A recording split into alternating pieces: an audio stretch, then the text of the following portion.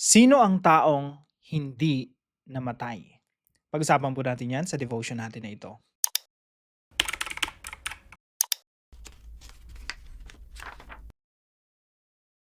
Magandang araw po sa bawat isa sa inyo. Welcome back to our 365 Daily Devotions, Bible Characters Edition. Binabati ko po muna ng happy birthday si Sister Irma Pomaranas. Hello po sa inyo kapatid. Na-miss na po namin kayo. Now, yung topic po natin ngayon ay patungkol po kay Enoch. Sino po ba si Enoch? Now, balikan po muna natin yung genealogy ng ating Panginoong Jesucristo. Pag sinabi po natin genealogy, ito po ay salinlahi. So, ang ating Panginoong Jesucristo po ay anak ni Mary at ni Joseph. So, si Mary po, pag trinace niyo yung salinlahi niya, papunta po yan kay David. Si Joseph po, na tatay ni Jesus, ay papunta rin po kay David. So, Jesus Christ came from the line of David all the way back to Abraham, to Noah, to Adam. So, from Adam to Jesus. Now, kahapon po pinag-usapan natin si Seth. Si Seth po ay pangatlong anak na lalaki ni Adan at Eva. At marami pa silang ibang mga anak na babae at lalaki. So from Seth, ang anak ni Seth ay si Enosh. And during that time, people began to call on the name of the Lord. And then, ang anak ni Enosh ay si Kenan. Ang anak ni Kenan ay si Mahalalel. Ang anak ni Mahalalel ay si Jared. At ang anak ni Jared ay si Enoch. Ang gagawin po natin, kung ano yung in-emphasize ng Bible, yun lang din po ang i-emphasize natin sa ating mga devotions. Kasi napakaraming mga tauhan at mga character sa Bible. So, i-highlight lang po natin yung pinaka-importante upang maintindihan natin yung kabuuan ng Biblia. Now, ano po ba sinasabi ng Biblia patungkol kay Enoch? Basahin po natin sa Genesis chapter 5 verse 21 to 24. Ito po ang sinasabi. When Enoch had lived 65 years, so sa atin ngayon, senior citizen na, no? 65 years old siya nung pinanganak si Methuselah na kanyang anak. No? He became the father of Methuselah. Verse 22, after he became the father of Methuselah, Enoch walked faithfully with God 300 years and had other sons and daughters. So si Enoch nagkaroon pa ng ibang mga anak, babae at lalaki, doon sa panahon na yun, 300 years, no? Altogether, Enoch lived a total of 365 years. Parang 365 daily devotions lang. Sa kanya, 365 years yung kanyang buhay, napakahaba po, ano? And verse 24, Enoch walked faithfully with God, then he was no more because God took him away. Now, ito po yung katuroan natin ngayong araw. Number 1 po, Enoch walked with God by faith. Alam niyo po, ang isang tao, hindi naman lalakad na kasama ang Diyos. Ano po ito? Hindi naman po ito literally na naglalakad kayo, hawak kamay mo yung si Lord, no? Na sabay kayo naglalakad. Ito po ay, kumbaga, pamamaraan upang ipahayag yung pamumuhay ni Enoch. Ibig sabihin, si Enoch namuhay ng matuwid na naaayon sa kalooban ng Diyos. Kung ano yung klase ng pamumuhay na gusto ng Diyos, yun ang ipinamuhay ni Enoch. Yun po yung ibig sabihin ng Enoch walk with God. Para bang ang image niya, yung picture, magkaibigan sila. No? Magkasama sila. Yung gusto ng Diyos, gusto niya rin. Yung kalooban ng Diyos, kalooban niya rin. Kumbaga sumusunod siya sa kagustuhan ng Diyos. Enoch walked with God by faith. Now, emphasize po natin sa devotion natin ngayong araw yung salitang faith. Now, hindi mo makikita rito sa Genesis chapter 5 yung salitang faith. Pero, naririyan po yan. No? Yung walking with God, yung pagsunod sa Diyos, hindi naman mangyayari yan if you don't believe in God. Yung faith and walking with God, laging magkakambal yan. Kaya nga po, nung ininterpret ito sa New Testament, sa Hebrews chapter 11, sabi ron, by faith, Enoch. Basahin po natin. So, marami pong mga tao, no, ang ina-emphasize lang po yung verse 6. Kasi sabi rito sa verse 6, and without faith, it is impossible to please God. Lagi natin kino-quote yan, naririnig natin sa mga preachers. Without faith, it is impossible to please God. Pero alam niyo po, ito ay connected kay Enoch at si Enoch po yung ginawang example dito. Kaya po pag binalikan natin yung verse 5, sabi dito, by faith, Enoch was taken from this life so that he did not experience death. Mamaya pag-usapan natin yan na si Enoch hindi namatay. He could not be found because God had taken him away. For before he was taken, he was commended as one who pleased God. And without faith, it is impossible to please God. Because anyone who comes to him must believe that he exists and that he rewards those who earnestly seek him. So, bagamat di mo makita yung salitang faith doon sa Genesis chapter 5, pero nandoon yun. Kaya sabi rito sa Hebrews 11:5, by faith Enoch. So, ano po ibig sabihin nito? Ganito po yan mga kapatid. Ang tunay na pananampalataya sa Diyos, ang tunay na paniniwala sa Diyos ay magdudulot sa iyo ng isang matuwid na pamumuhay. Wala pong tao na lumalakad kasama ang Diyos na hindi nananampalataya sa Diyos. At kung tunay na nananampalataya ka sa Diyos, you will also walk with God. Alam niyo po dito sa Pilipinas or anywhere in the world, marami pong mga tao naniniwala sa Diyos. They just believe in God. Pero they don't walk with God. Ano pong nangyari? Maraming tao naniniwala sa Diyos pero hindi naman lumalakad ng ayon sa kalooban ng Diyos. Paano po ipapaliwanag yung mga ganung bagay? Kasi mag-interview ka lang dito sa Pilipinas, maybe 99.9% sasabihin nila naniniwala sila sa Diyos. Pero alam niyo po, iba po yung naniniwala ka lang sa Diyos. You just know that there is God. Pero iba yung relational na pananampalataya. Yung, Lord, I believe in you. You are there. And I will follow you. Yun po yung true faith. Malalaman mo na totoo ang pananampalataya ng isang tao kapag yung tao na yun naniwala at sumunod sa Diyos. Naniwala at lumakad kasama ng Diyos. Pangalawa po, Enoch pleased God by faith. Ibig sabihin, nalulugod ang Diyos sa kanya kasi nga nananampalataya sa Diyos. Again, sabi dito, by faith, Enoch was taken from this life so that he did not experience death. For before he was taken, he was commended as one who pleased God. He pleased God. Nalulugod ang Diyos sa kanya. And without faith, it is impossible to please God. Kung walang pananampalataya, you cannot please God. You cannot make God happy. Paano matutuwa sa iyo yung Diyos? Hindi ka nga naniniwala sa Kanya, no?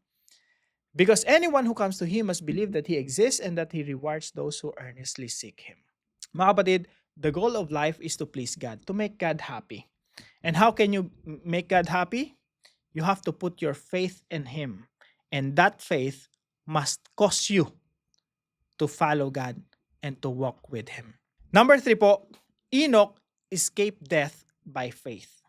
Alam niyo po, dalawa lang sa Bible, sa Old Testament, yung natakasan nila, so to speak, no, yung kamatayan. Sino po yon? Si Enoch at si Elijah. Sila yung dalawang taong hindi namatay. Sabi nga ng ilang mga theologians, so sobrang excited ng Diyos na makita sila, hindi na daw nakapag-antay na mamatay sila, kinuha na lang sila at nakapiling na nila yung Diyos ng pangwalang hanggan. They did not experience death. So sabi dito, by faith Enoch was taken from this life so that he did not experience death. Hindi nila naranasan. Si Enoch at si Elijah, hindi nila naranasan ng kamatayan. Dito po sa Genesis chapter 5 verse 24, sabi dito, Enoch walked faithfully with God, then he was no more because God took him away. Now, something interesting po rito sa verse na ito. Dito po sunod-sunod na sinasabi, someone lived and died. Lived and died. Lived and died. Paulit-ulit.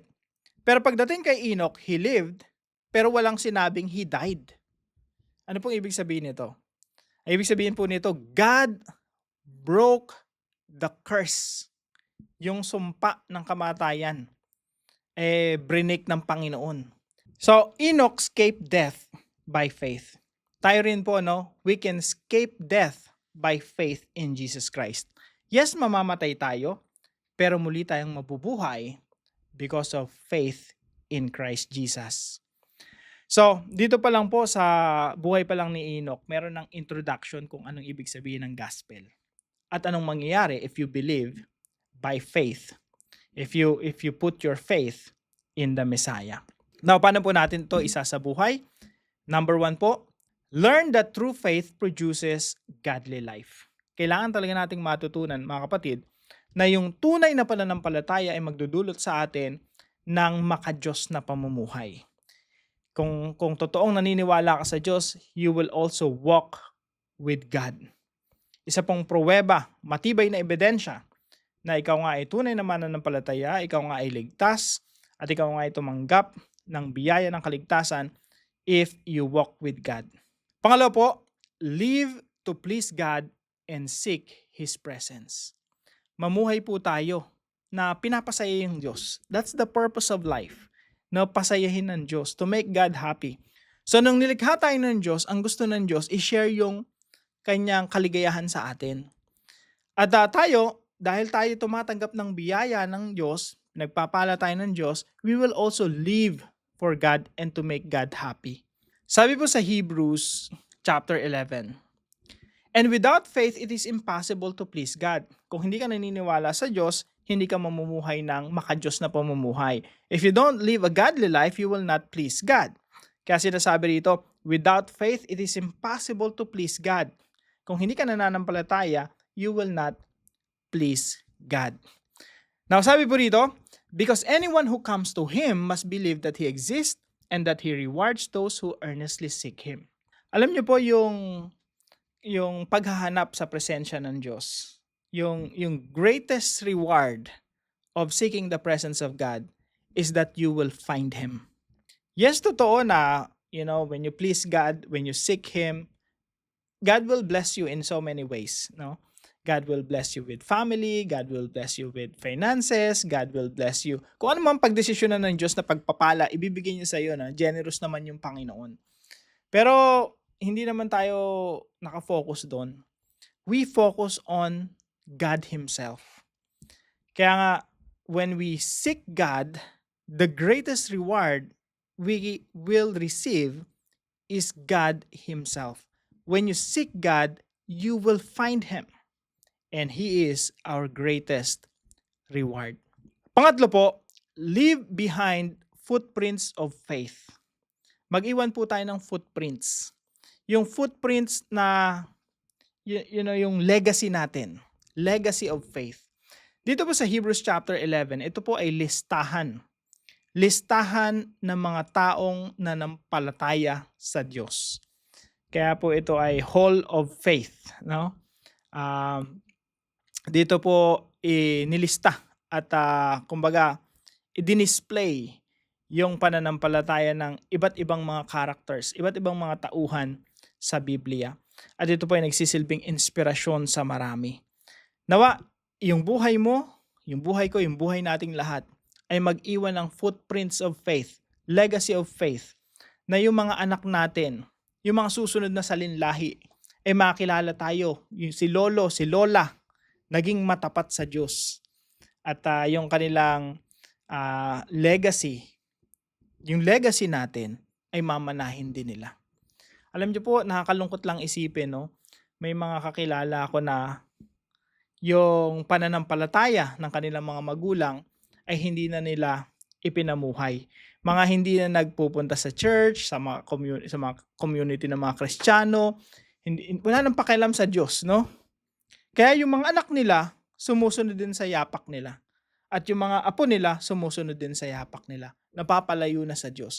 Nawawala na sila ng kultura na every Sunday, nag-gather yung pamilya at nagtitipon-tipon sa iglesia. Nawa, hindi yan ang manahin ng mga susunod sa ating henerasyon. Para po sa ating discussion, do you consider yourself as someone who walks with God? Why or why not? At para po sa dive deeper natin, pag-usapan natin mamaya right after this video, kasunod nitong video na ito, what is the meaning of Enoch? Tayo po yung manalangin. Lord God, I want to walk with you like Enoch did. Sometimes it feels hard to follow you when the world goes in a different direction. and I feel small and weak. Please hold my hand and guide my steps. Help my heart to trust you more and to listen to your voice every day. I know I cannot please you on my own, so that you, one more time, cut, cut, cut, cut, cut.